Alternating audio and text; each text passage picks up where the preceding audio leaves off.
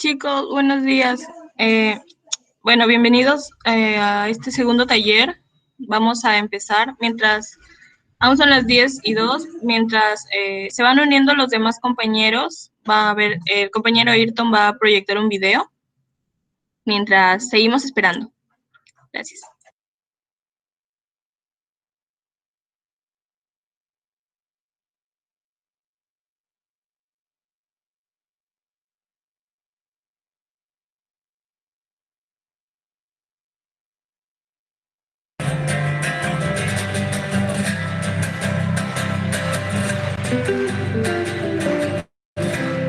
Que vivan los estudiantes, jardín de las alegrías. Son aves que no se asustan de animal ni policía, y no le asustan la vara ni el ladrar de la jauría. Caramba y zamba la cosa, que viva la astronomía. ¡Esas palmas, chicos!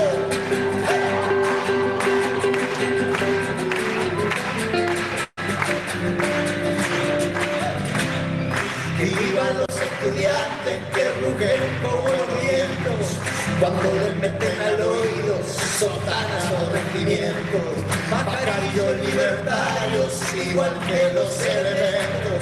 Caramba, mala cosa, vivan los experimentos.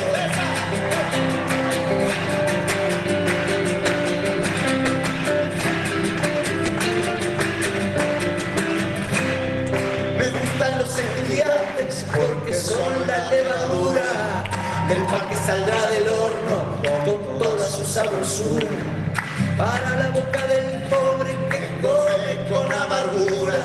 Caramba y zamba la cosa, viva la literatura.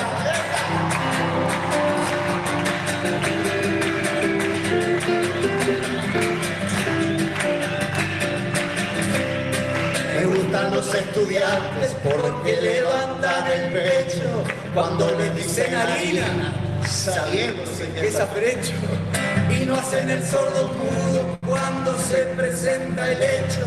Caramba y zamba la cosa, el código del derecho. Esas palabras.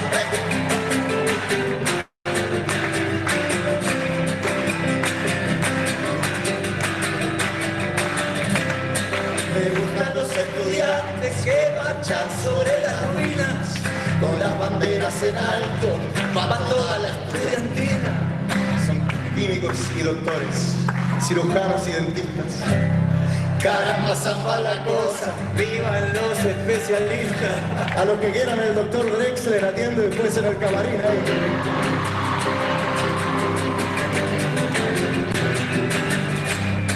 Yo he visto a los estudiantes pasando por la Alameda, de Plaza Italia a San Diego, llenando calle y vereda. No hay guanaco ni zorrillo que haga que esto retroceda. Caramba y zamba la cosa, por frente de la moneda.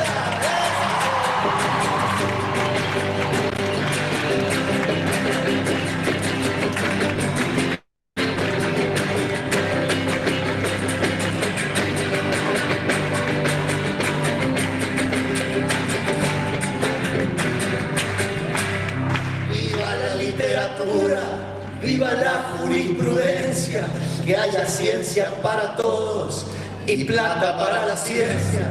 Viva la pedagogía, la música, la docencia, que viva la rebeldía y la no violencia, que viva la rebeldía y la no violencia, que viva la rebeldía, que viva la rebeldía, pero querido amigo Jorge, siempre con la no violencia.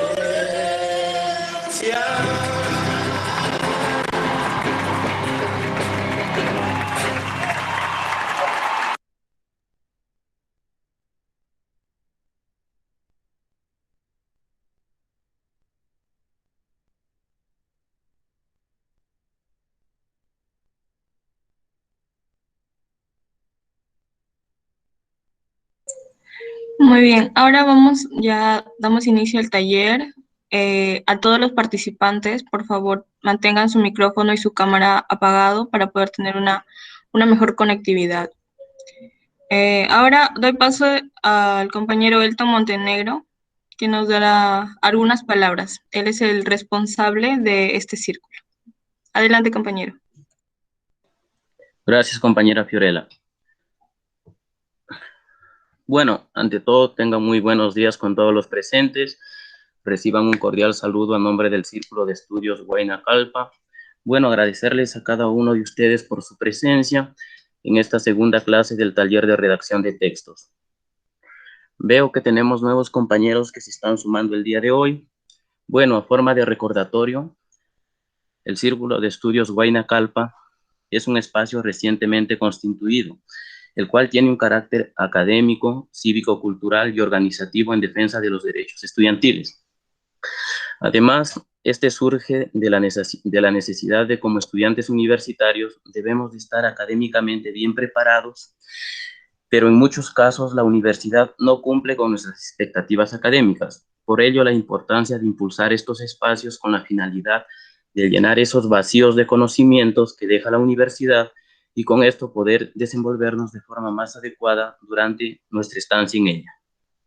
Bueno, el Círculo de Estudios Huayna Calpa tiene varios objetivos, entre ellos promover actividades de diversas disciplinas para el desarrollo académico de la comunidad universitaria, difundir y promover actividades de carácter cívico-cultural dentro y fuera de la ciudad universitaria, generar actividades de formación y organización para la defensa de los derechos estudiantiles y concientización estudiantil. Bueno, compañeros, de mi parte y a nombre del Círculo de Estudios Huayna Calpa, espero que les sea de gran utilidad estos talleres y les sirva de mucho durante su vida universitaria y fuera de ella. Bueno, le doy pase a la compañera Fiorella para que siga con la moderación y proceder con la clase del día de hoy ya, ¿no? Muchas gracias, compañeros.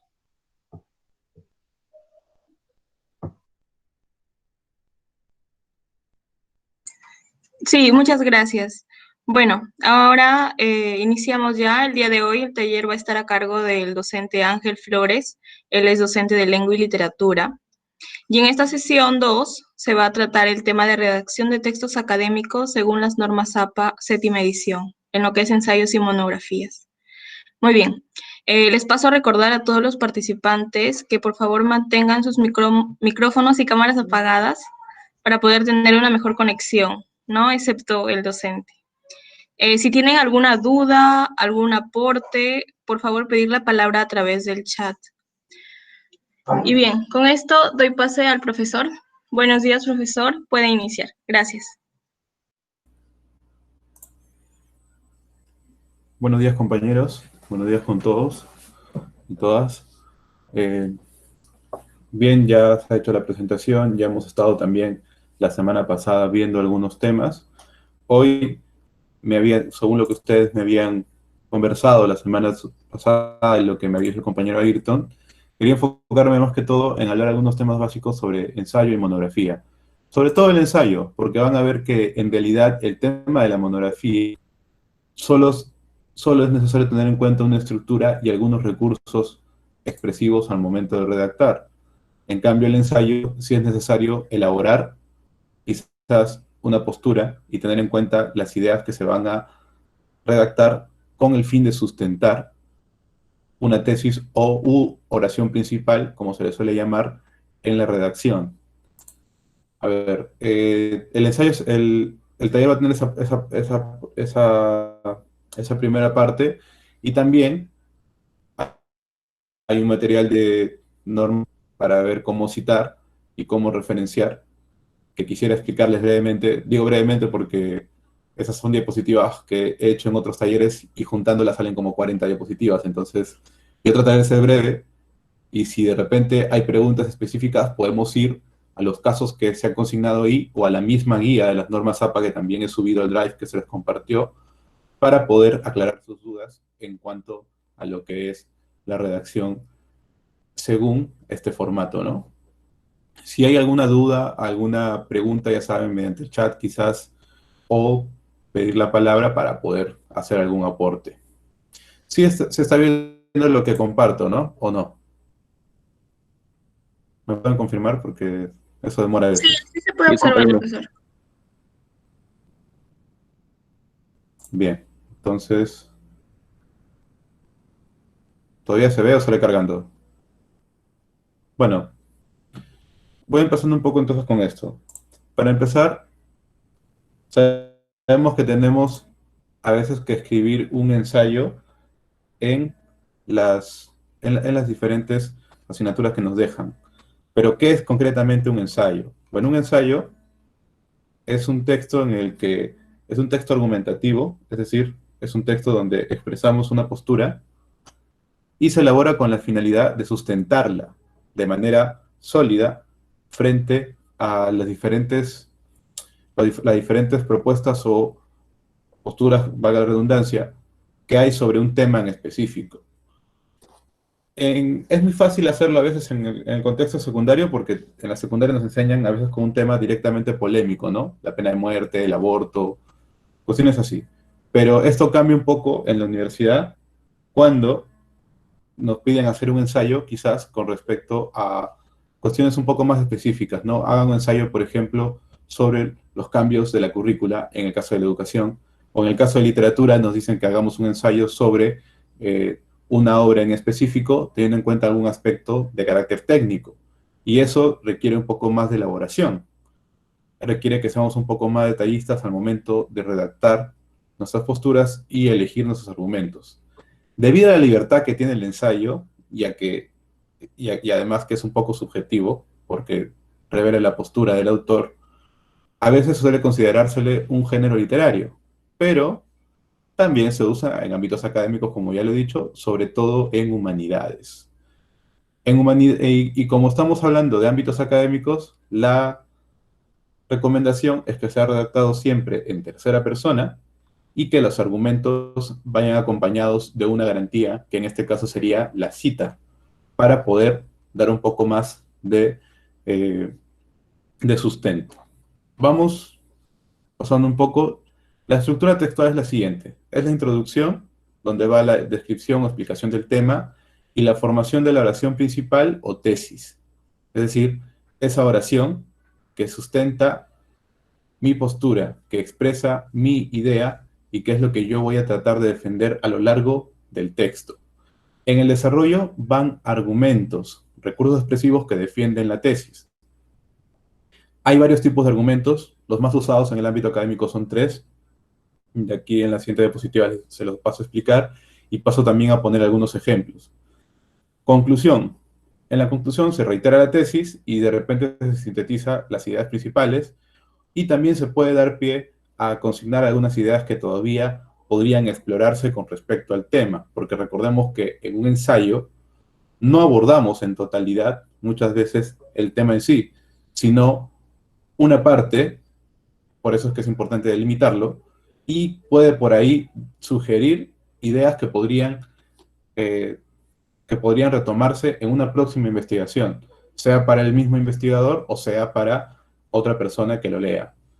Yo entiendo que estos son los trabajos universitarios más que todo, pero recordemos que en el tema de redacción, si es que yo me esfuerzo lo suficiente, puedo al final llevar esto a una futura publicación, si es que de repente mi tema tiene trascendencia.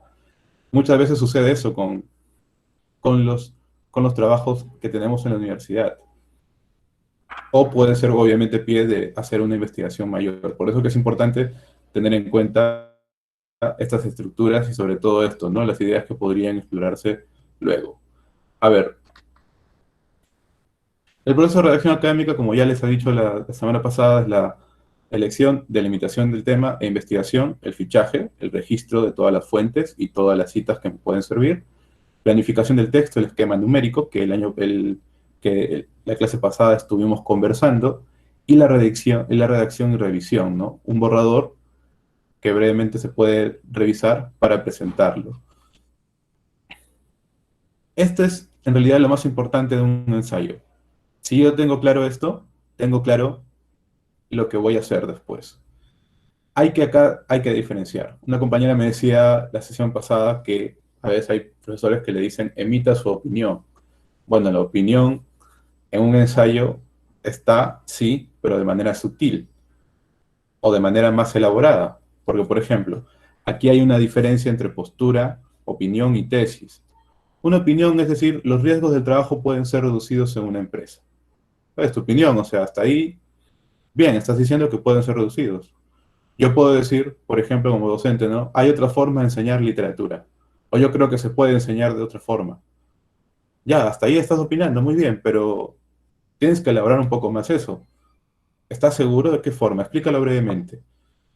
Entonces, la opinión se queda ahí, en que no tiene ideas de apoyo. Simplemente alguien expresa su parecer.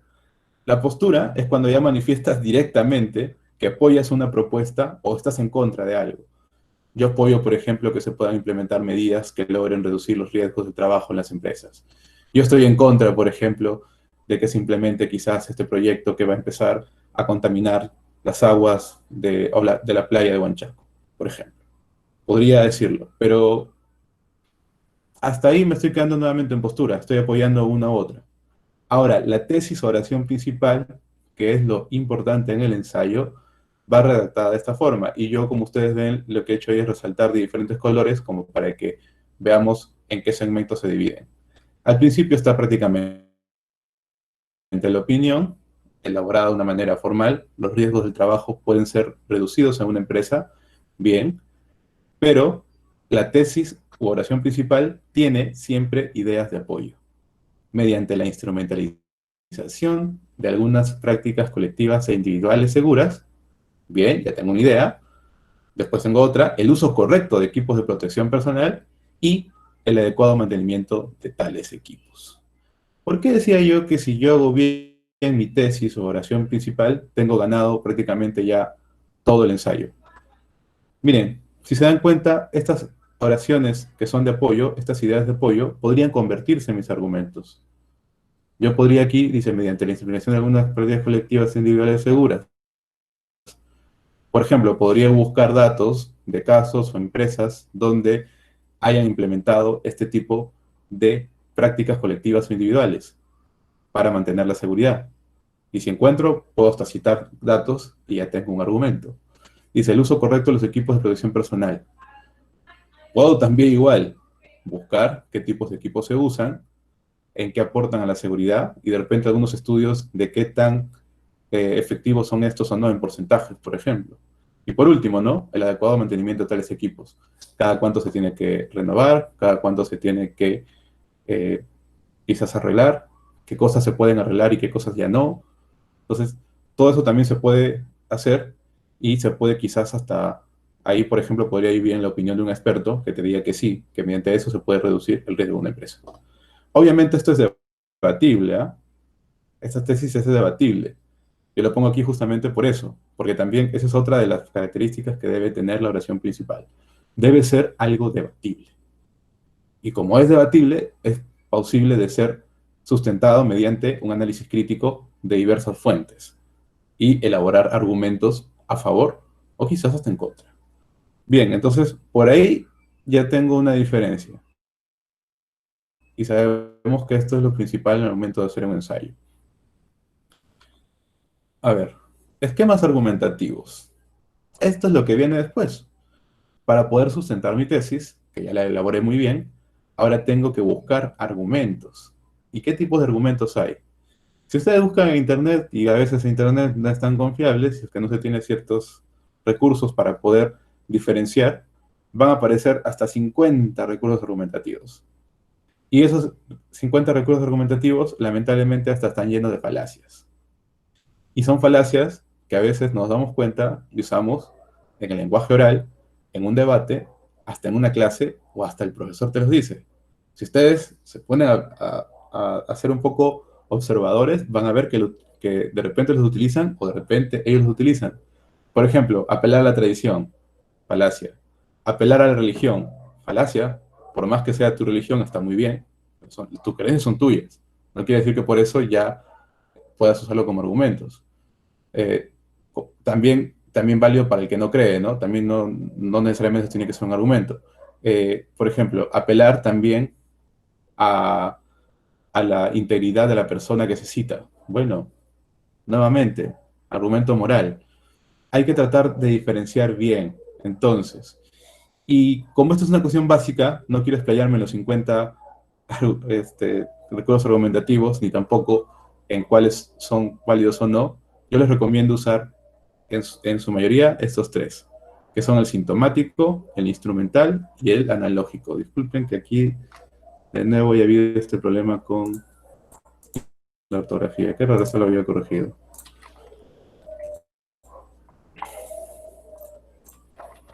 Bueno, ahora en un momento esto.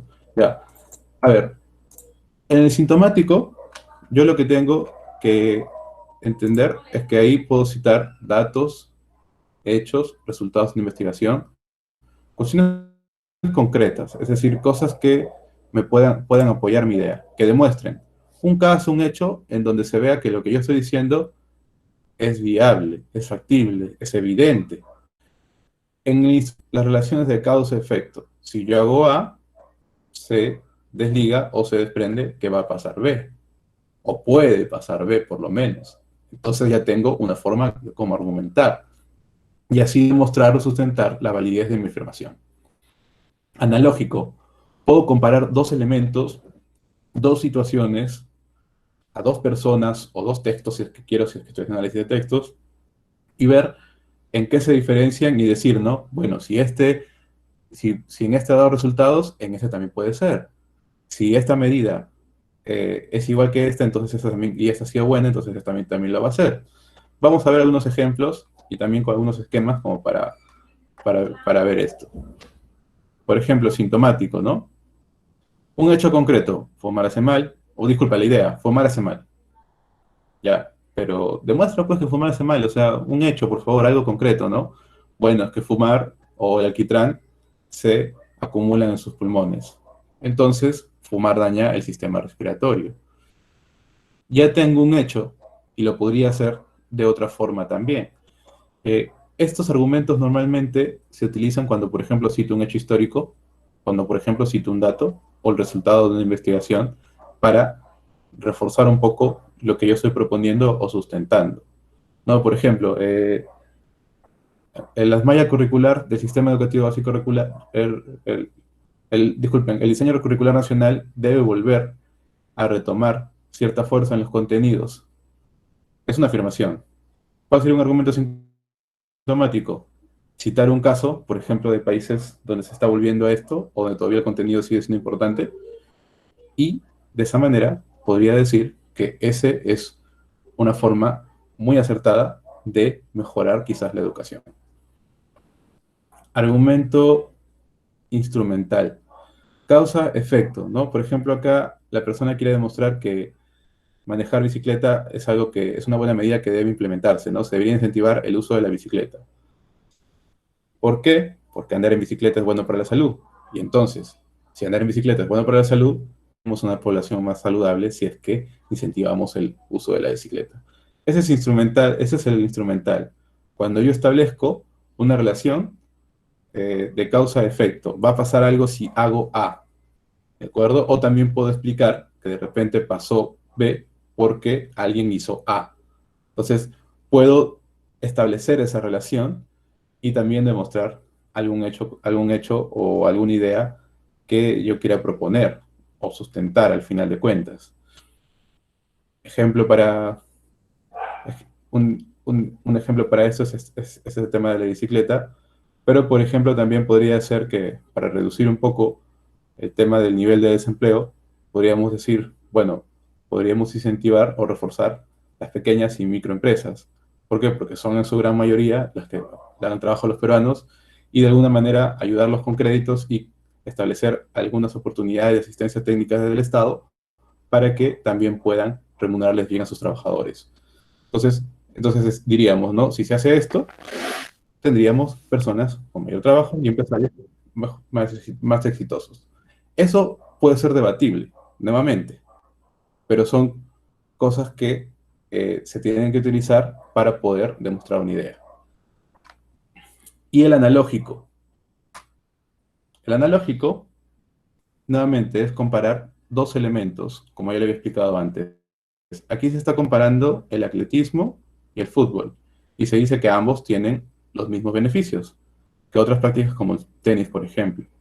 Entonces dicen, si ambos tienen el mismo beneficio, deberían existir políticas públicas para que también se promueva la práctica del atletismo, porque solamente se le da tanta importancia al fútbol. Entonces, esto también es, por ejemplo, otro tipo de argumentos. Sobre todo lo pueden ver cuando se comparan realidades de diferentes países, para decir que se podrían hacer o tomar en cuenta las mismas medidas. Si ha resultado allá, de repente podrían hacer esto acá, podríamos ayudar a que esto sea viable. Alguien creo que está haciendo una pregunta. ¿Se dejó de compartir? Compa Ayrton, ¿se dejó de compartir?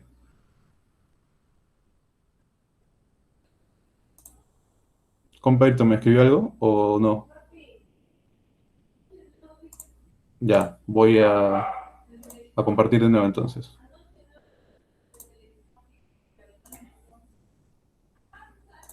¿Desde cuándo se ha dejado de compartir, compa Ayrton? ¿Me puede decir?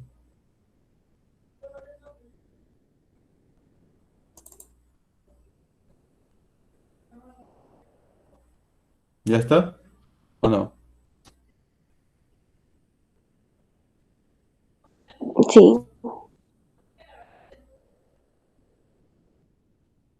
Ya. Entonces, bueno, esos son los tres tipos de argumentos. De repente, por ahí también han visto que a veces hay argumentos que están prácticamente como en forma de refutar una idea, como el contraargumento. Eso lo podemos ver quizás al final, porque hay que poner algunos ejemplos y explicar algunas inteligencias también ahí. Por ejemplo, yo puedo decir que yo puedo decir que estoy en contra de la pena de muerte, con un contraargumento. Puedo decir, ¿no? Si bien es cierto, la pena de muerte podría ser una solución definitiva y hasta podría ocasionar el temor necesario para que se deje de delinquir, también es cierto que dentro de un sistema burocrático y lleno de corrupción como el nuestro, podría dar pie para que termine vulnerándose los derechos de las personas más necesitadas. Podría ser eso también, por ejemplo, que es postura de contraargumento, que es prácticamente una estrategia concesiva, es decir, acepto parte del argumento de otra persona, de la postura de otra persona, pero luego contraataco. Luego digo qué es lo que está mal y por qué no debería tomarse en cuenta esa postura o por qué no es del todo correcta y debería quizás revisarse. Esa es la postura ese es el recurso del contraargumento, que quizás lo podemos ver al final en el Jamboard. Puedo hacer un ejemplo y podemos analizar la estructura. Bien, eso es con respecto a el ensayo, que como les decía, es el texto argumentativo y que es el texto que normalmente utilizamos.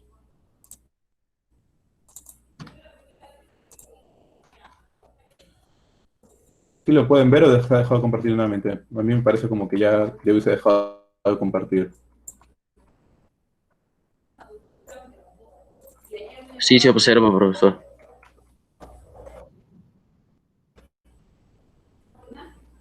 A ver, gracias compañeros, a ver si regreso porque no...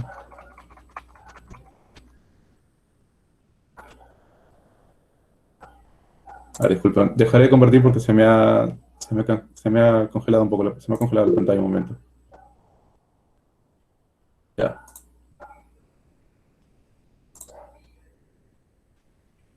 Ya. A ver, antes de pasar al tema de monografía, hay una pregunta más sobre, ¿hay alguna pregunta o duda sobre ensayo? Porque estoy diciendo de manera general cuál sería la estructura y algunos recursos que se utilizan. ¿Hay alguna pregunta sobre ensayo? ¿No? ¿Hasta ahí está claro todo? ¿Seguro?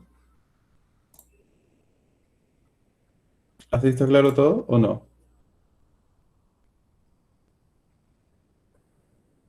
Hay claridad en eso, ¿no? Ya. A ver. Pasemos al tema de la monografía. Concretamente, ¿qué es una monografía? Una monografía, les pongo acá, ¿no? Es un texto que por lo general se presenta de forma expositiva. Es decir, No intenta argumentar ni tampoco dar tu postura. Su intención es presentar información de manera detallada y sistematizada sobre un tema en específico. Es decir, se intenta desmenuzar un tema, pero también de manera ordenada, porque muchas veces, sobre todo esto pasa en humanidades, cuando yo investigo sobre un tema, a veces no está tal cual ordenado. Tengo que usar información de una fuente y de otra para al final hacer mi monografía. Ojo, no podemos confundir monografía con informe. Hay un parecido. El tema es que el informe tiene un carácter más general y un informe puede tener menos extensión. La monografía tiene que ser más detallada y por lo tanto sistematizada. Y el registro de fuentes es más exhaustivo.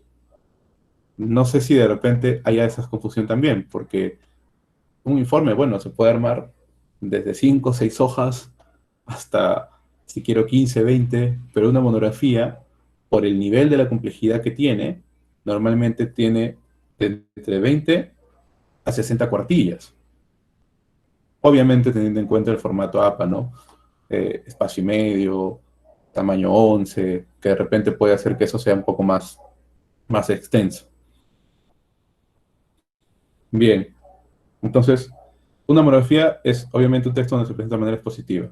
Hay algunas monografías que dan la posibilidad de hacerse como una pequeña investigación y hasta casi como una pequeña tesis, donde hay una pregunta de investigación, donde hay una posible hipótesis y se intenta demostrar. Pero, de todos modos, hacer un trabajo exhaustivo, lo que se intenta o lo que se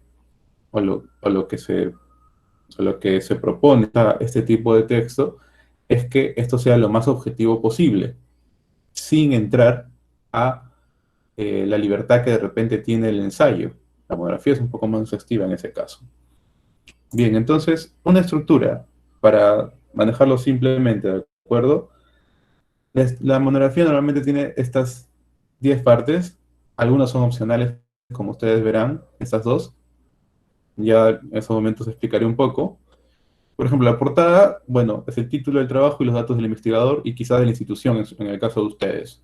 El índice, se listan los subtítulos del trabajo de manera detallada. El tema general ya lo tenemos en el título, pero después tenemos que ver qué subtítulos se pueden agregar, ¿no? La portada, la dedicatoria es un subtítulo, pero luego también lo va a hacer el mismo cuerpo o desarrollo, donde va a haber capítulos específicos.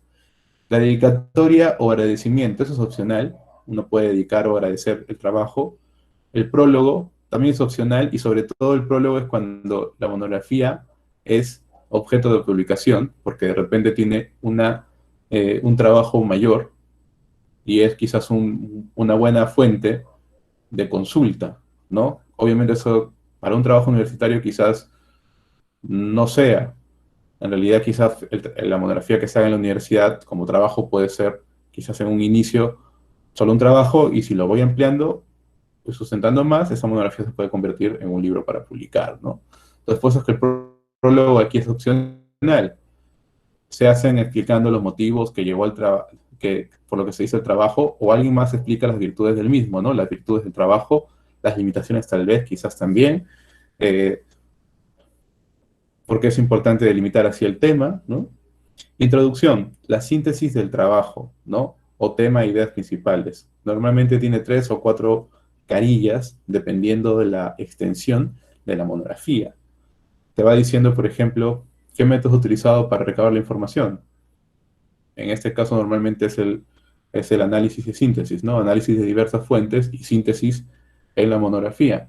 A no ser que por ahí también hayas hecho algún experimento como para contrastar alguna de las teorías en el caso quizás de ciencias, pero es muy poco. Esos más son para monografías de tipo de investigación. Cuerpo o desarrollo. Se organizan capítulos con subtemas precisos.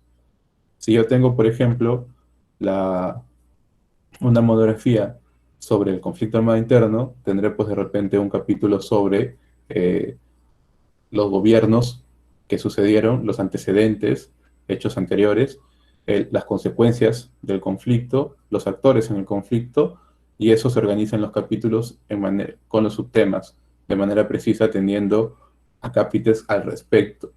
Y las conclusiones, se reiteran algunas ideas principales, y aquí hay la oportunidad de que se sometan a una evaluación, es decir, que se reflexione sobre estas ideas principales y de repente se dé alguna postura, o disculpen, se evidencia la postura sobre esas ideas de el investigador. Y las notas al pie, que se pueden utilizar para introducir definiciones o comentarios que no son tan apropiadas ponerlas en el cuerpo mismo de la investigación y que, por ser de repente de carácter complementario, se ponen al pie de página. Y las referencias bibliográficas, que se registran solamente las fuentes utilizadas para el citado. Es decir, si yo leí un libro X y no lo cité, no tengo que ponerlo en las referencias. Si yo leí un artículo y al final no tomé ninguna idea, no tengo que ponerlo en las referencias, porque no lo he utilizado propiamente dicho. Habré de repente al principio utilizado algo, ¿no?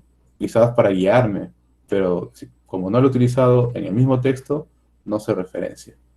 Bien, les decía que esta es la estructura general, hemos hablado de la estructura del ensayo y de algunas partes en específico, pero lo que yo sé que es lo que más interesa para escribir, porque para escribir en realidad lo que más importa es tener capacidad discursiva, es decir, capacidad de expresar diferentes ideas mediante diferentes recursos, es de repente revisar algunos recursos que son los más utilizados en este tipo de textos. Por ejemplo, la descripción. La descripción es muy útil, obviamente, porque nos permite describir, valga la redundancia, las características que tiene el objeto descrito mediante un texto. Entonces, yo puedo unir diferentes características en un solo texto para dar una imagen, obviamente mental, una representación textual, de el objeto al que me estoy refiriendo. Sobre todo en este caso que lo podemos llamar objeto de estudio y que es necesario detallarlo, especificarlo. La narración.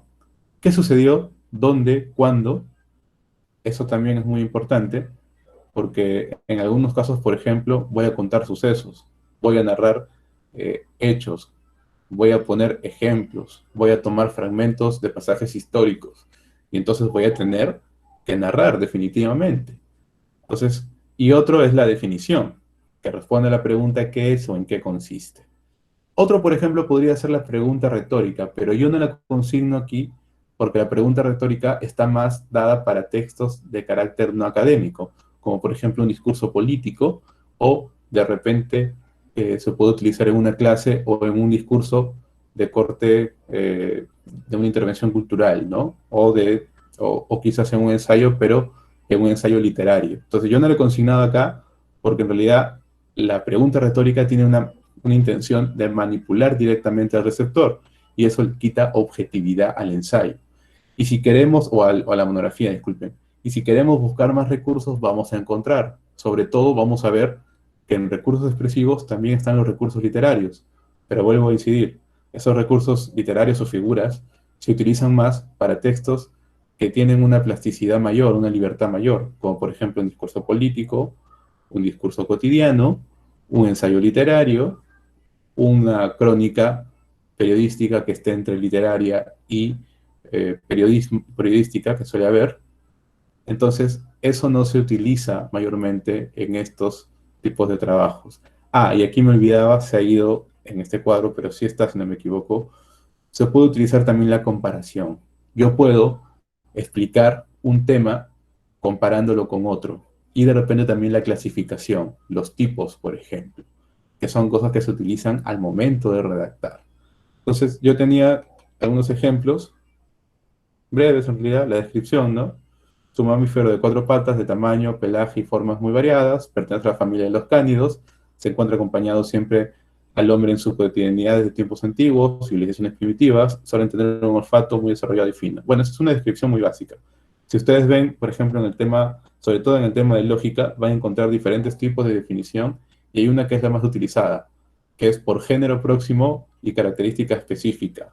Es decir, en el caso que acá están queriendo describir, disculpen, me he equivocado, estoy hablando con la definición, disculpen, la descripción objetiva o la descripción subjetiva. En este caso es objetiva porque ve solamente las características que son netamente evidentes y que son netamente representadas muy independientemente de lo que yo pienso, opino o mis preferencias sobre este animal en específico. Estoy diciendo que simplemente es un mamífero de 4 patas que tiene el tamaño, pelaje y formas muy variadas y que pertenece a la familia de los cánidos, ¿no? A ver, si yo tengo, por ejemplo, la narración, se utiliza bastante en lo que son los textos periodísticos y a veces quizás no nos percatamos.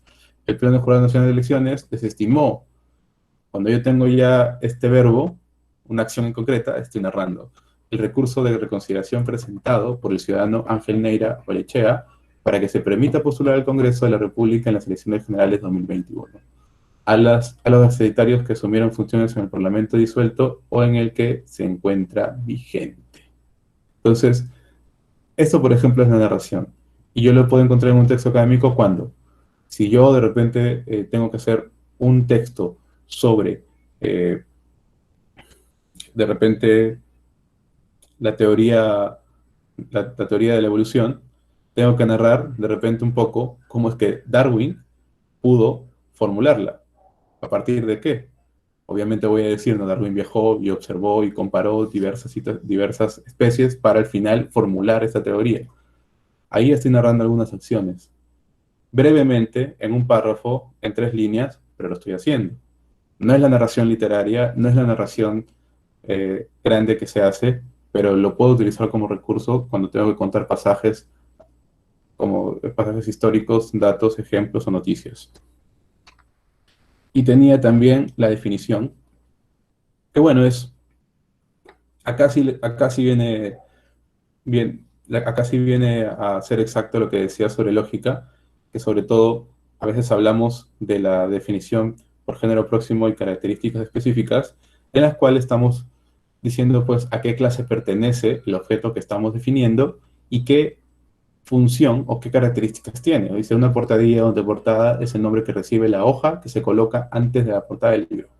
Por lo general en esta hoja simplemente se menciona el título de la obra en cuestión.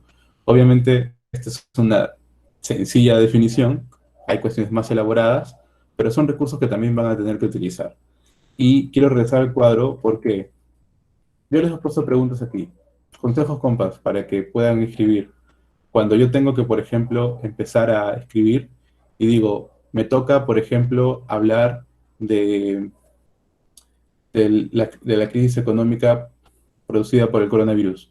Ya, quizás para definir voy a empezar diciendo qué es una crisis económica, qué factores tiene, entonces, o cómo es, ¿no? O qué ha sucedido, qué lo ha originado. Entonces, para allá, bien, ¿qué recurso utilizar? Lo que puedo hacer es formularme preguntas en cada uno de los subtemas o ideas que voy realizando o que voy consignando en mi planificador para que mi objetivo sea redactar respondiéndome la pregunta. Si yo hago eso, me puedo guiar, porque a veces te dicen, explique cuáles son las causas de la guerra con Chile, por ejemplo. Y tú estás diciendo, bueno, las puedo listar, pero no es necesario que las listes en realidad. Tienes que explicar cada una. Por ejemplo, dices, intereses económicos de carácter de exportación de algunos recursos naturales como el guano. Ya, pero ahí solamente los enunciados. Tienes que contar un poco. Entonces te podría hacer preguntas, ¿no? ¿Por qué había ese interés? ¿Quiénes tenían ese interés? Y te vas respondiendo poco a poco en el párrafo. Hoy las preguntas las borras, solamente las utilizas como una guía. Esa es una buena forma de guiarse al momento de redactar. Hasta aquí hay una pregunta, porque si no me gustaría enseñarles un recurso más que no está aquí, que es la cita. Y el problema con la cita es que, como les decía, hay diferentes formas y que diferentes consideraciones de la norma ZAPA, es que voy a pasar a ponerles otra presentación. ¿Hasta aquí hay alguna duda, pregunta, consulta? ¿No? Bien, entonces, compañeros, pasamos a revisar un poco las citas y referencias que podemos encontrar. Miren, las normas ZAPA recientemente se actualizaron y los cambios son en realidad cuestión prácticamente de unas 12 o 13 cambios en general, haciendo un resumen. Pero no ha dejado de tener, no ha dejado de tener, en esencia, el mismo formato que ya conocíamos, salvo pues algunas especificaciones. Entonces, ¿por qué yo pongo a la cita como un recurso más? Ya sabíamos, ¿no? La narración te ayuda de repente a contar un hecho, la definición te ayuda a definir bien, disculpen, a poder concretar bien alguna idea, la descripción a darte las características de un objeto, pero la cita es un elemento importante porque en otro lado yo les decía, en el caso del ensayo, que para cada argumento les recomendaba poner como garantía una cita directa o indirecta para reforzar un poco más el argumento. ¿Qué pasa con la cita? Muchos, muchos critican diciendo que de repente es solamente recurso de autoridad.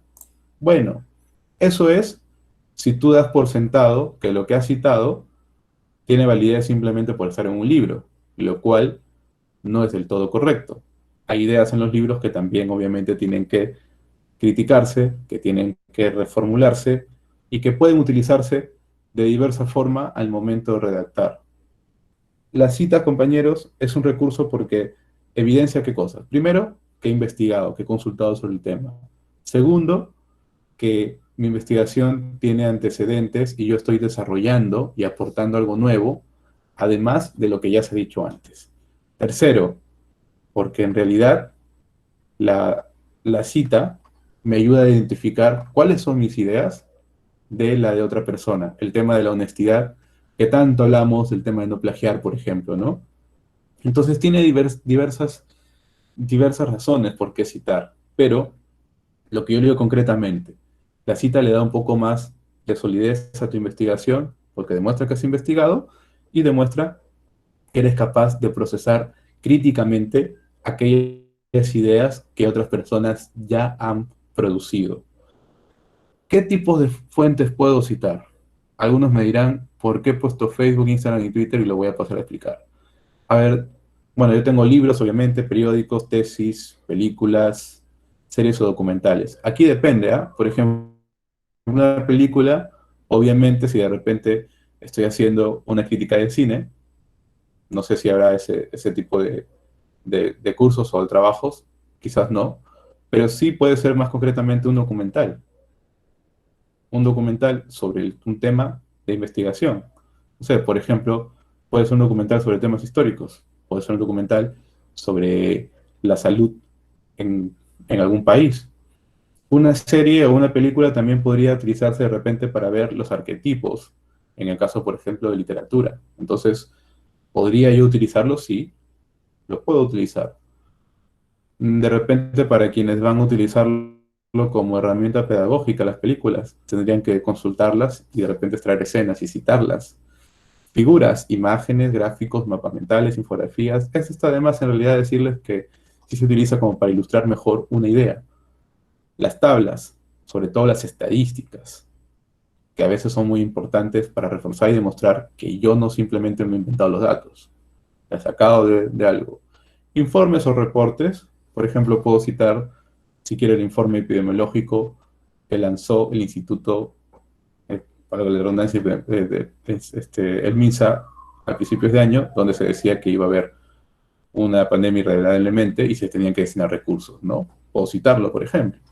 Entrada en un diccionario, o sea, puedo citar el significado de una palabra en específico, que de repente la RAE de un diccionario especializado, un diccionario filosófico, un diccionario etimológico, dependiendo un diccionario jurídico, dependiendo de la asignatura en la que estoy trabajando. Video de YouTube. YouTube se ha convertido en realidad en una plataforma para lanzar conferencias, lanzar explicaciones, documentales, liberar también algún material gráfico importante, pero también casi como un repositorio.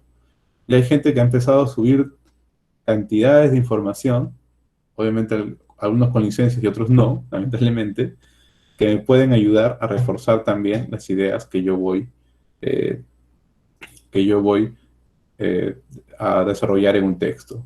Facebook, Instagram y Twitter. ¿Por qué se puede citar esto? Ya, pues imaginemos que estamos, no sé, haciendo un ensayo o un trabajo sobre el marketing político. Entonces, obviamente voy a tener que consultar las páginas que se usan por Internet, disculpen, por Facebook, Instagram y Twitter de los partidos políticos y de repente evaluarlas, criticarlas o quizás analizarlas, qué estrategias usan. Igual también si quiero ver el marketing de las empresas, por ejemplo, que tienen fanpage, sobre todo ahora que están utilizando bastante esas fuentes para los sectores que obviamente pueden adquirirlo. O también podría darse que hagan investigación en lingüística, como puede ser para los casos de los estudiantes de lengua y literatura, y quieran estudiar aquel lenguaje que utilizan hoy en día los cibernautas, con los códigos que utilizan, las palabras que ahora hay. Por ejemplo, el F, que hace referencia a un videojuego, o de repente los símbolos que hay.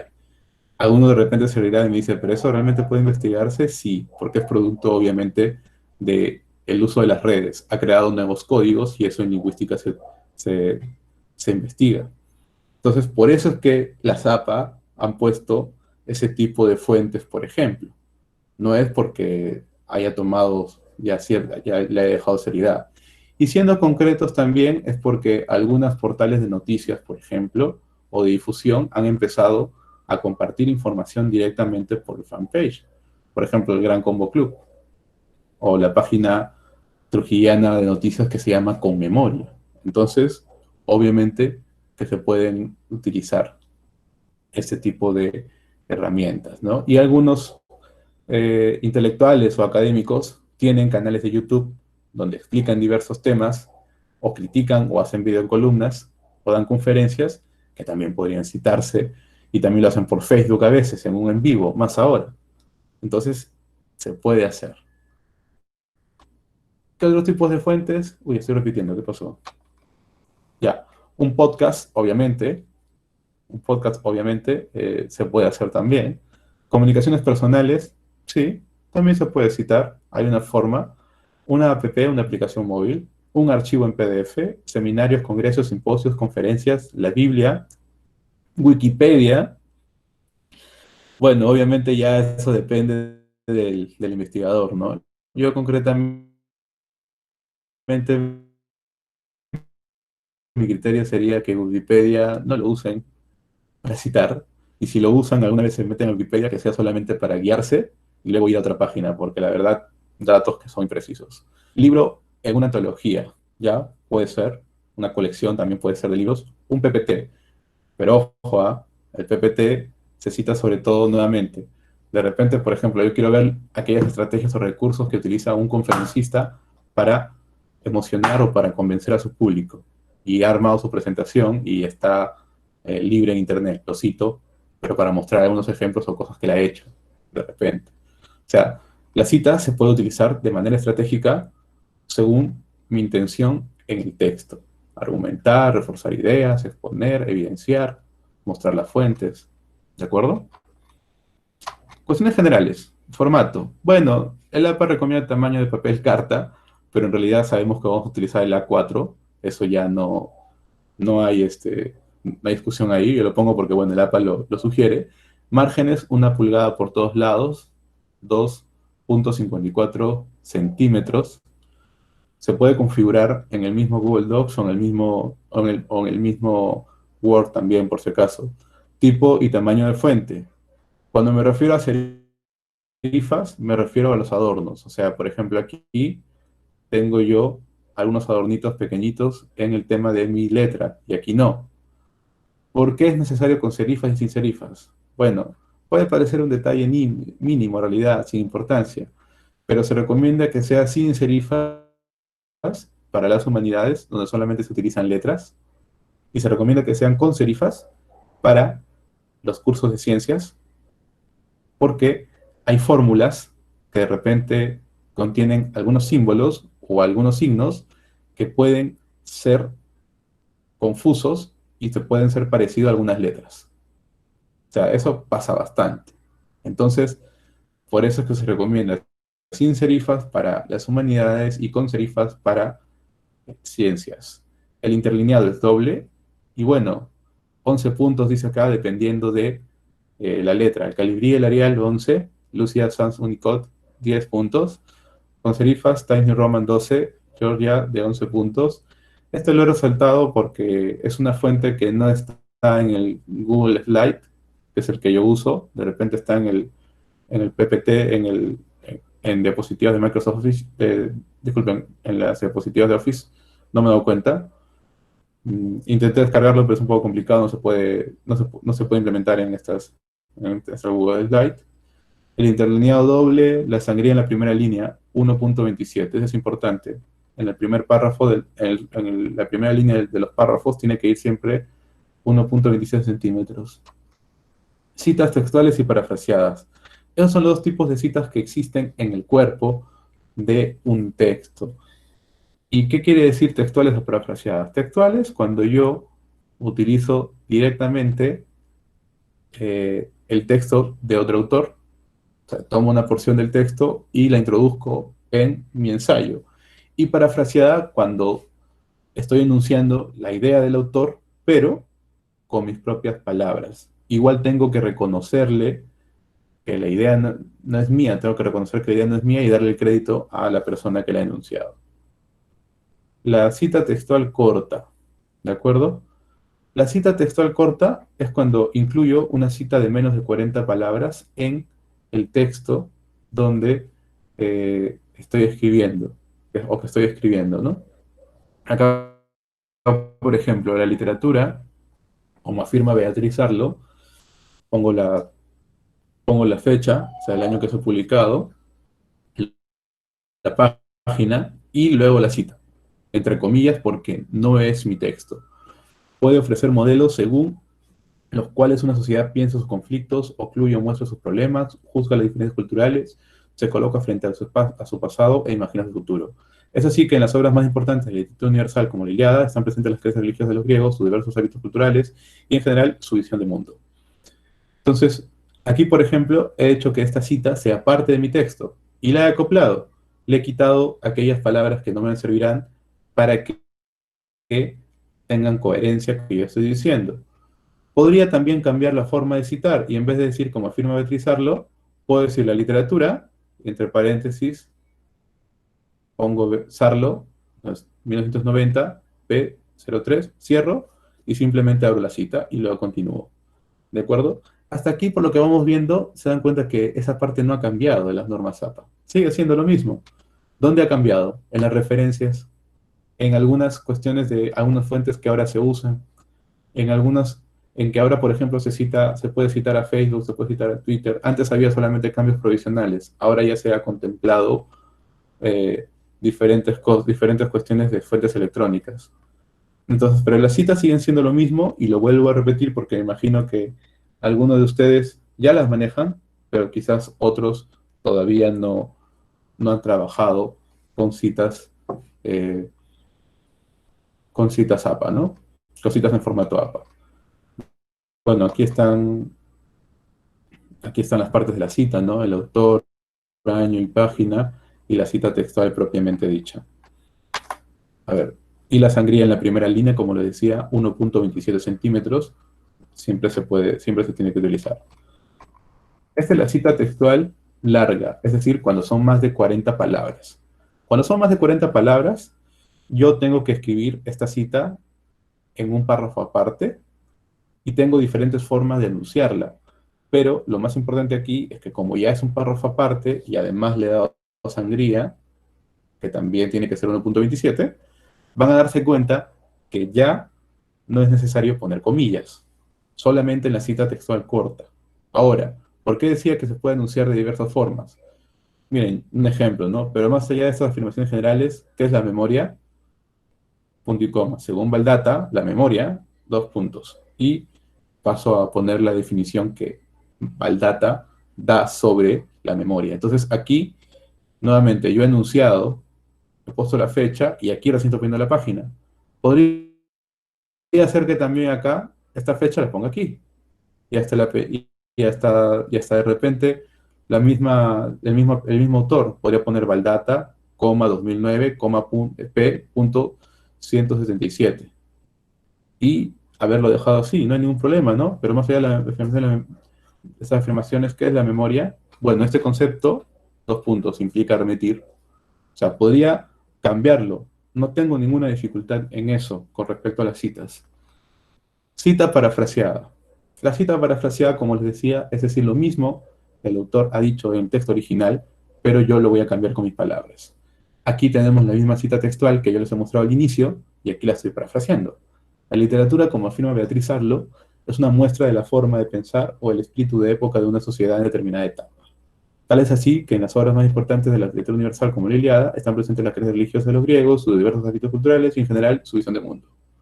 Entonces, aquí lo que he hecho es repetir la misma idea, le estoy dando el crédito obviamente a Sarlo porque es obligatorio eso, pero uso mis palabras. Le cambio un poco las palabras para que de repente ahorrarme algún espacio que tenga, porque también recordemos que nos dan palabras definidas o el número nos dicen que no se pasen de 4.000 palabras, que no se pasen de 3.000, que no se pasen de 1.000. O te dicen también que no pasen de tantas hojas, dicen los profesores a veces que no saben muy bien medir, ¿no? Lo correcto es medir por palabras, pero a veces te dicen que no pasen tantas hojas. Entonces, para no pasar tantas hojas, mejor parafraseas. Citas de figuras y tablas. Cuando yo tengo tablas, aquí, bueno, yo lo he sacado directamente de Norma Zappa, en realidad. Dice, no, tengo una numeración de la tabla, tengo que poner el número en el orden que aparece en el texto. Tabla 1, tabla 2, tabla 3. En este caso la tabla 4. Y tengo que poner el nombre de la tabla. Dice ejemplo, tabla normasicontec.inc, ¿no? Ejemplo de tabla. Y bueno, el cuerpo de la tabla misma, que es la información que te da, y la nota, en caso de ser necesario, puede describir de qué trata o también puede ser para atribuir la referencia, es decir, para consignar de dónde se ha sacado esta tabla.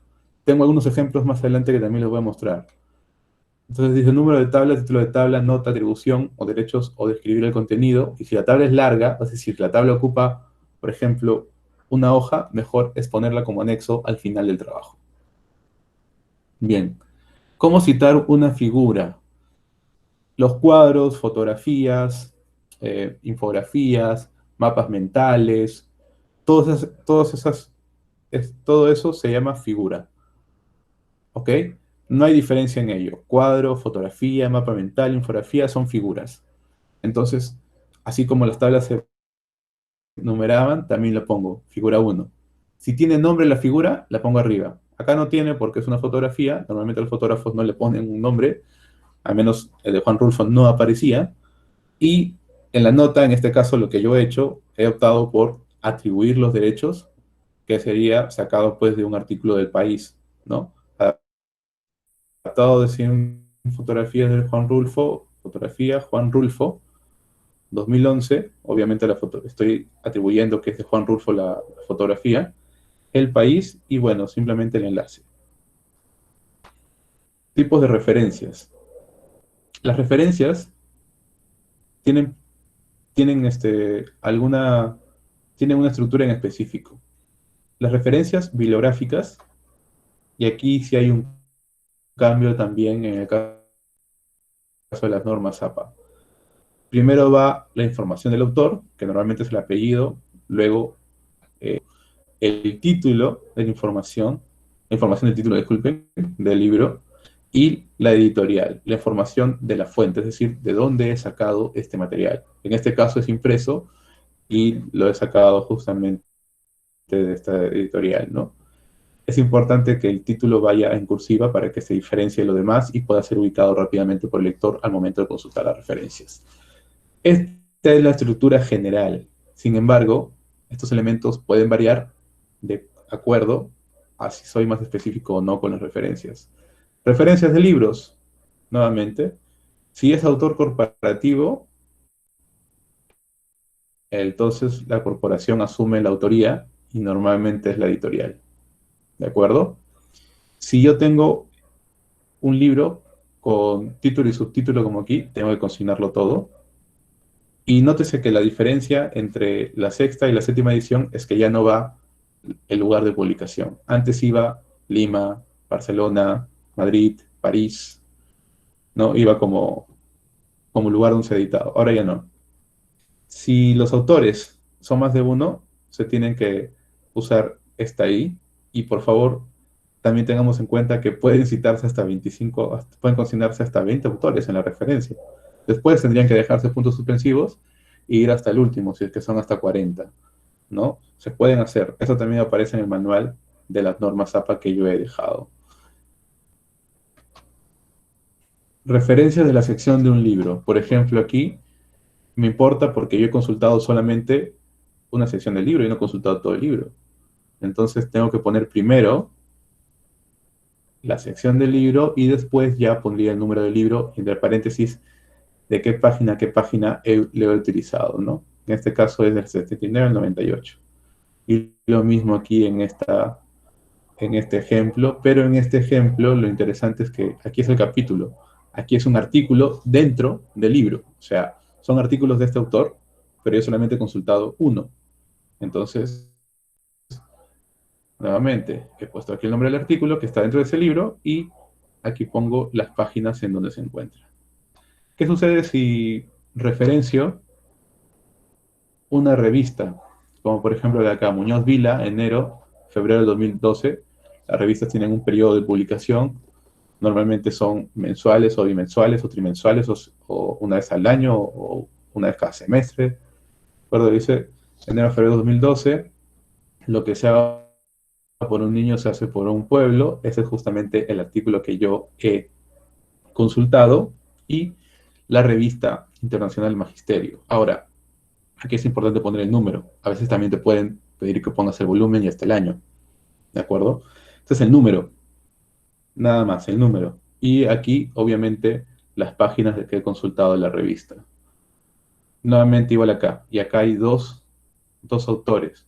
Pero aquí la diferencia es que me piden el año y luego el número de la revista, de la edición. O sea, son 7 años y en los 7 años he sacado 12 revistas. Casi 2 por año, ¿no?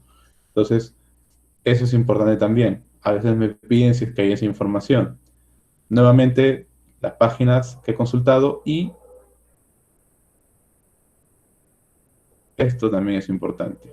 El DOI, ¿no? DOI o el link, como también piden. Dan esas dos opciones. El link mismo o el DOI si es que tú encuentras en Internet. Si es que es una revista sacada, un artículo sacado de una revista en Internet.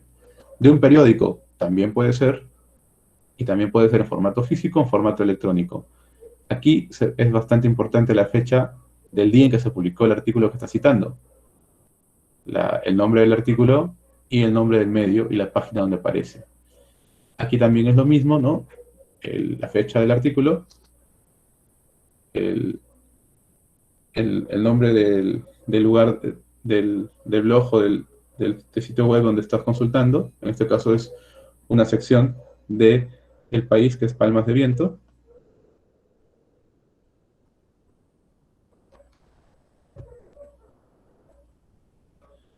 Y la referencia de una página web.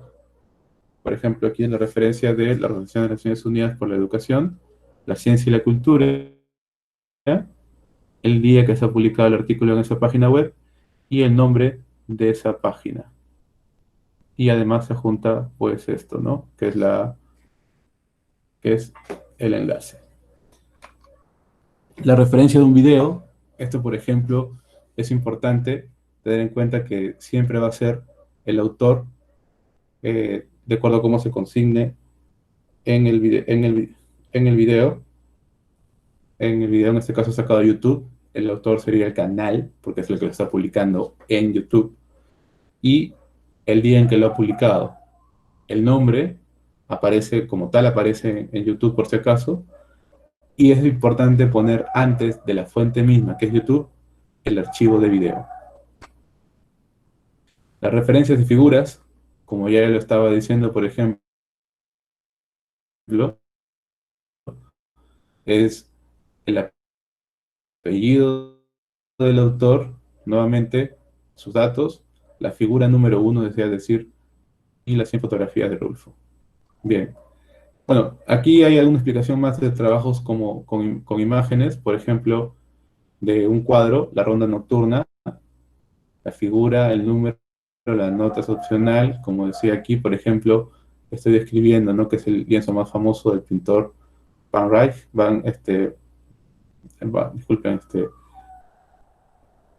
sí, Rembrandt, Van Rijk, y el nombre de la imagen o fotografía, o ilustración o mapa, y la nota, y la fuente, también se puede hacer eso, ¿no? Esta es, por ejemplo, una fotografía, y esta es la infografía, la estructura no varía, solamente varía esta parte que es opcional. Yo puedo poner una descripción o la fuente nada más. Bueno, en diapositivas les recomiendo que no sea así, porque a veces es un poco complicado, y aquí les estoy dejando algunos consejos, ¿no?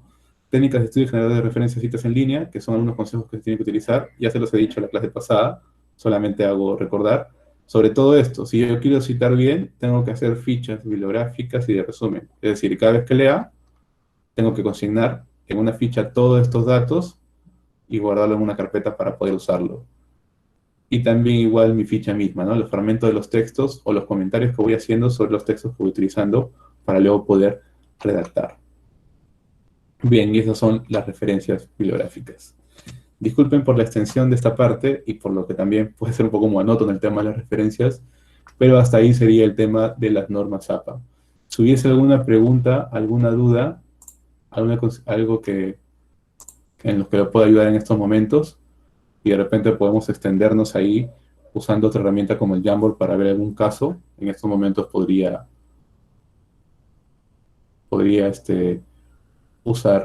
responder. César Casavilca me pregunta, ¿se puede unir los recursos expresivos en un mismo trabajo?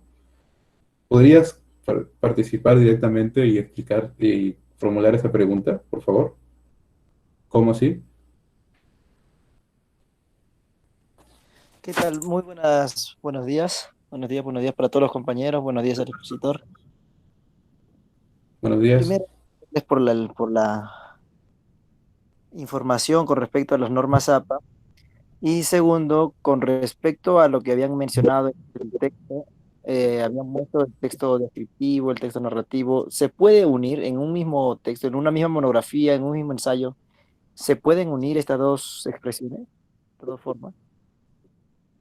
Ya, ahora sí está bien contextualizar eso. Muchas gracias. Mira, sí, lo que pasa es que en una monografía yo no voy a usar el mismo recurso siempre. O sea, a veces voy a tener que definir, a veces voy a tener que contar algo, contar un ejemplo, narrar un pasaje histórico quizás, o narrar una noticia si es que saqué por ahí un ejemplo, o en otro caso voy a tener nuevamente que definir. Entonces, ¿se pueden unir? Sí. ¿Cuál es la clave para saber cuándo utilizarlo? Depende de mi intención en el texto y depende de mi intención en la parte del texto donde yo quiero utilizar. Si lo que yo quiero, por ejemplo, es empezar explicando qué es una célula, definición. Y si además de eso quiero explayarme, dando sus características, descripción. Y si además de eso quiero contar, porque necesito explicarlo en realidad, cómo es que fue descubierta, quién enunció sus partes, os puedo narrar de repente una pequeña historia de aquellos investigadores que de repente han estudiado anteriormente la célula, ¿no? Entonces, sí, se puede unir, por ejemplo, en una monografía. Y en el caso de el ensayo, como ustedes ven, si ustedes se dan cuenta, el argumento sintomático propiamente me está pidiendo una narración o una descripción. En el argumento analógico también podría narrar o describir dos elementos o dos situaciones. Entonces, ¿se puede usar? Sí. Ya depende de mi estrategia y de mi intención al momento de empezar a escribir. La información de la norma ZAPA, había una pregunta ahí, no entendía muy bien.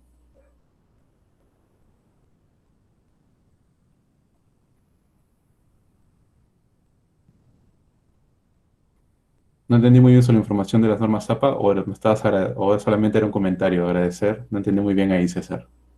Algo mencionaste de las normas ZAPA al principio, ¿no? Iván Beria, me dices por el Mendeley. Disculpa, ¿puedes describir esa herramienta, el Mendeley? Yo te juro que no la conozco. Tendría que reconocer en ese sentido que no la conozco mucho. La he escuchado hablar, pero si puedes compartir eso con nosotros. Buenos días a todos. ¿Me escuchan? Bueno, sí, justamente era mi consulta respecto a Mendeley, ¿no? Hace poco estaba viendo de forma, digamos, casual este uso del Mendeley que te permite hacer las citas en formato APA, formato Vancouver, y diferentes tipos de formato, ¿no?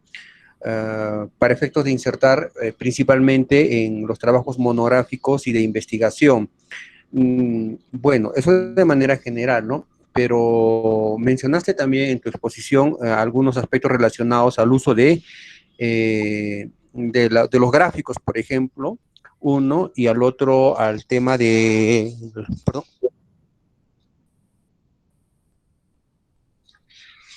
al uso ¿cómo se llama? De los dibujos, ¿no? Son de los dibujos.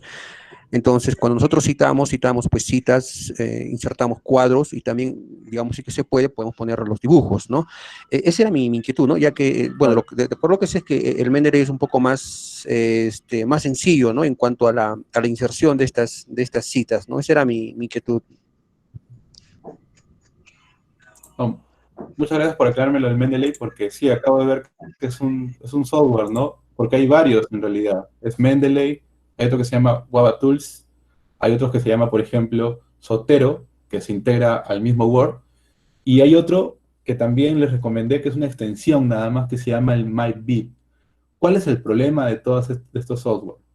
Que cuando yo saco la referencia, por ejemplo, cuando es de una página web, el software mismo reconoce todos los datos.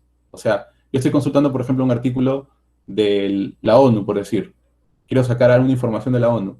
Entonces le pido al software que directamente te genere toda la referencia. Te la va a generar, pero a veces no reconoce los datos como tal y aparece desordenado la referencia. ¿Qué tengo que hacer yo? En donde te piden los campos necesarios, como por ejemplo, autor, fecha, de repente el título, revisar que realmente el software lo haya reconocido bien y si no, ordenarlo. Entonces, ¿te puede ayudar? Sí, te puede ayudar, pero tienes que nuevamente estar consultando constantemente las normas APA porque hay situaciones en las que estos software no lo van a poder reconocer. Lo que es más fácil es la cita textual, porque estos software te pueden, por ejemplo, reproducir entre paréntesis el apellido del autor y la fecha y de repente hasta la página donde ha sacado la información. ¿Te puede servir ahí? Sí, te puede servir, ¿no? Pero vuelvo a insistir, el tema de las referencias sí hay que revisarlo bien, porque estos software a veces no, no, no reconocen bien los datos. Entonces hay que revisar bien que en los campos que ellos han identificado realmente sean los datos adecuados, que no sean los erróneos, ¿no? Y en el caso de las tablas y las figuras, bueno, pues nuevamente ahí sí, yo no he encontrado hasta ahora, no sé si tú me dices en el Mendeley AI, pero yo no he encontrado un software que te la cite directamente, ¿no? Ahí creo que, por eso mi recomendación es que con un criterio adecuado vayamos nuevamente al manual de las normas APA para ir viendo nuevamente si es que tenemos alguna duda de cómo citar una tabla, o sea, volver constantemente. No nos queda a veces de otra que ir redactando con eso, ¿no? Entonces, conclusión, el Mendeley se puede utilizar si es una herramienta como la que me has dicho y como la que estoy viendo aquí, sí, pero tengamos en cuenta que en algunos casos nos va a fallar, entonces tenemos que revisar constantemente ello. Eso sería más que todo bueno, mi consejo con respecto a ello. Y me dicen, eh, Pati, Pati Rodríguez, tiene una pregunta. ¿Cuál sería la pregunta, compañera? Buenos días, ¿me pueden escuchar? Sí, te ¿Sí se me escuchamos. escucha? Buenos días. Yo quería hacer Sí. una consulta con respecto a cuando uno encuentra en un artículo algo que ya está citado. Entonces, tengo que ir hasta la cita original, o sea, hasta la originaria. ¿Pero qué hago cuando no lo encuentro? O sea, tú me preguntas si tienes que ir directamente Al origen, a la fuente original. sí. Ya. Y No es necesario hacer eso. A ver, puedo compartir quizás para poner un ejemplo. Lo que se estila hacer ahí es poner entre el paréntesis, poner citado en. O sea, se estila a poner citado en. No sé si se está viendo, no puede compartir, creo, ¿no? No, pero una consulta, y al momento de citar El en problema referencias, solamente pongo al último, o sea, la fuente que yo encontré. la fuente, la fuente donde estaba esa cita. O sea, al momento en el paréntesis tienes que poner citado en. O sea, puede ser, por ejemplo, ¿no? Flores citado en Chávez. Y en Chávez ya le pones entre paréntesis 2010 y la página donde estuvo. ¿De acuerdo? Entonces, en las referencias solamente consignas no a Flores, sino a Chávez, por ejemplo. Chávez. O sea, Ya. donde estaba la cita. ¿Sí? Sí. Eso pasa porque, bueno, ya pues a veces no encontramos la misma fuente como tú bien lo dices, ¿no? Sobre todo si tenemos solamente recursos en Internet y a veces hay libros que no están digitalizados como suele ocurrirnos bastante en la universidad. Sí. Esa sería mi recomendación ahí. ¿Puedo hacer una ¿Alguna otra consulta?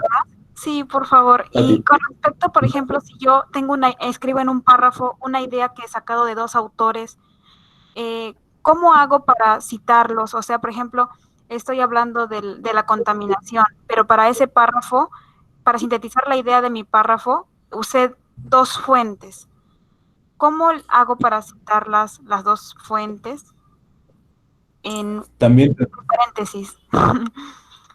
También tendrías que agregarle esa I que yo puse en los autores, esa I que parece un símbolo, ¿has visto? Ah, ya, o sea, eso de ahí se agrega para los 2. Sí, se agrega obviamente con el formato adecuado, pues, ¿no? El apellido, la fecha y de repente la página si la tienes, y se le agrega esa I. Ahora, eso se puede hacer, ¿ah? Porque yo he visto libros citados así, hasta por ejemplo, es un párrafo resumido con las ideas de repente de 3 o 4 fuentes. Entonces yo lo he visto así citado así. Al final, obviamente, ¿no?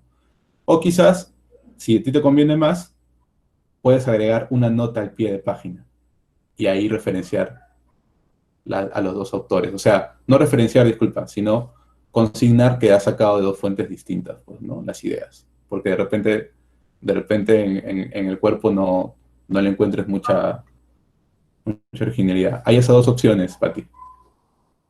Ah, y le tendría que poner un numerito. Claro, o sea, se inserta una nota al pie ya. y dices, pues, y explicas que se han utilizado 2 fuentes, ¿no? Y básicamente pones los apellidos, así como te estoy diciendo yo, ¿no? Para indicar, pues, que has sacado más de una fuente, quizás, ¿no? Se puede hacer eso. Ya, muchas gracias. Y una última consultita. Con respecto a las tesis, yo he visto que lo ponen entre corchetes cuando es tesis de grado, ¿no? Pero, y por ejemplo, cuando es una tesis para título profesional, ¿cómo iría? En el corchete, ¿cómo iría? ¿Tesis de licenciatura? ¿Tesis de licenciatura? Así sea para... No, si es de magíster, obviamente tesis de maestría, ¿no? O tesis de doctorado. Depende del grado. Ah, ya, o sea, no es que tesis de grado va para todo, siempre se pone tesis de maestría, tesis de doctorado, y cuando es una, por ejemplo, para obtener la carrera, por ejemplo, de ingeniería, también se pone tesis de licenciatura o tesis ¿para qué se pondría allí? No, es que la licenciatura es el grado que obtienes, o sea, es el título que obtienes luego del bachiller, pues, al momento de sustentar. Ya. Es para todo, entonces, tesis de licenciatura. Tesis de licenciatura, luego en maestría pones tesis de maestría, y si es doctorado, tesis de doctorado. Porque es más, si te das cuenta, cuando tú estás consultando la tesis, en la portada dice, tesis para optar el título de licenciado en. ¿Sí? ¿Has visto eso o no? Claro, sí. Entonces, dependiendo de eso, si dice, por ejemplo, tesis para optar el grado de magíster en, tesis para optar el grado de tal. Pero en el caso de licenciatura, creo que vamos a ser más dice para optar el grado de licenciatura o título de licenciatura, porque para bachiller no hay, creo que hay proyecto más que todo, ¿no? No sé cuál es la modalidad de ahora. Sí, bueno, Entonces, ahorita es una tesis. guíate de lo que dice en la portada. En la portada va a decir, tesis para optar el grado D o el Ya, título D. Y de ah, acuerdo a eso le pones en el cachete. ¿De acuerdo? sí, está bien, muchas gracias. Igual el tema del proyecto y de informe de investigación, que va a estar relacionado un poco a la tesis, digo un poco porque aquí veo que varios son de primeros años y otros quizás de últimos ciclos, se va a tratar la otra sesión. O sea, en la medida de lo posible ahí también podemos hablar quizás un poco de cómo se redacta un buen proyecto de investigación o cómo se redacta el informe final que sería la tesis que se sustenta, ¿no? También podemos hablar un poco de eso al último porque esos trabajos tengo entendido que se dejan también a veces como finales de curso, te dejan un proyecto y tienes que dar un informe que es un poco más breve, pero también lo hacemos algo parecido en la carrera, entonces lo voy a hablar en la otra sesión específicamente. Si hubiese alguna pregunta más de parte de Pati o de los demás, ¿hay o no hay? ¿No? Ah, bueno, yo quería hacer una consulta con respecto también a cuando se ponen siglas, por ejemplo, OMS o alguna de esos tipos de siglas, o sea, siempre en la creo que en la primera cita sí se escribe completo, entre paréntesis, y luego ya se pone solamente las letras. OMS. Sí. Quería salir de esa duda porque lo había encontrado en internet, pero de una norma APA anterior. Entonces, no había Eso, encontrado. eso se mantiene, eso se mantiene. ¿De acuerdo? Si Sí. tienen quizás alguna duda con las normas APA actuales, no sé si el compañero Ayrton les ha compartido un enlace. Ahí yo estoy subiendo todos los materiales que voy cada semana utilizando. El tema de las normas APA, si bien es cierto, aún no hay las normas APA publicadas, es decir, oficiales, hay ya un resumen que se ha hecho por las actualizaciones que se hicieron, que se sacaron el año pasado. Entonces, ese informe yo lo he descargado y lo he subido a ese drive. No sé si el compañero Ayrton puede compartir de nuevo quizás, o lo pueden buscar ahí. Ahí también están las diapositivas que les he mostrado, que son los ejemplos, y con mayor detalle pueden consultar la misma guía, que ya está en la 7ª edición.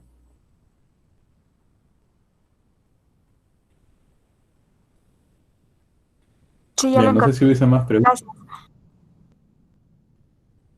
Ayrton, no sé si hay más preguntas, más intervenciones.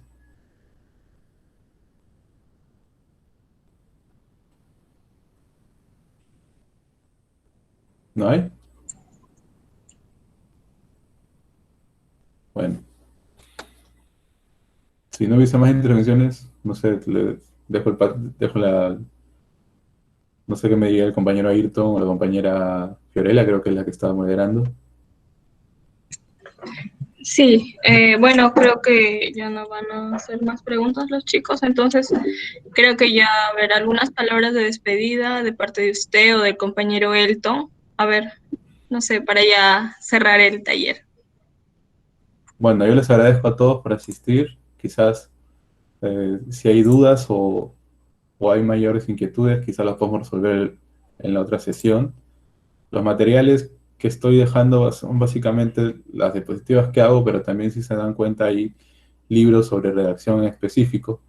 Y si de repente hay alguna necesidad específica, me pueden decir y quizás la bibliografía que yo tengo hay algo que los pueda ayudar, ¿no? O sea, por ejemplo, cómo redactar un artículo académico, creo que también por ahí hay algo de bibliografía que tengo.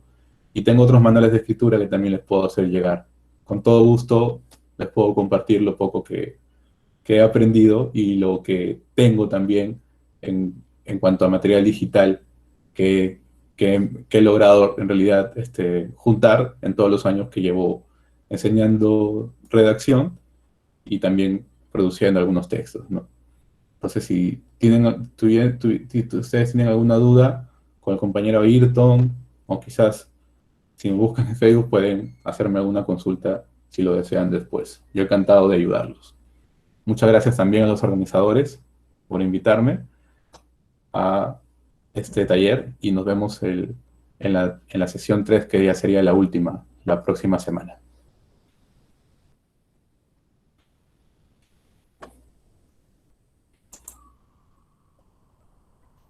Bien.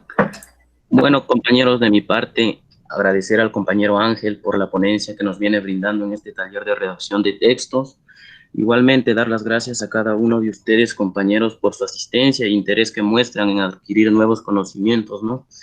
Bueno, y además, les invito a seguir participando en la próxima sesión de este taller, que será la sesión 3 y la última, ya como lo menciona el ponente. Bueno, y esperando que les sea de gran utilidad en su vida universitaria, ¿no? Bueno, compañeros, muchísimas gracias y los esperamos en la próxima clase.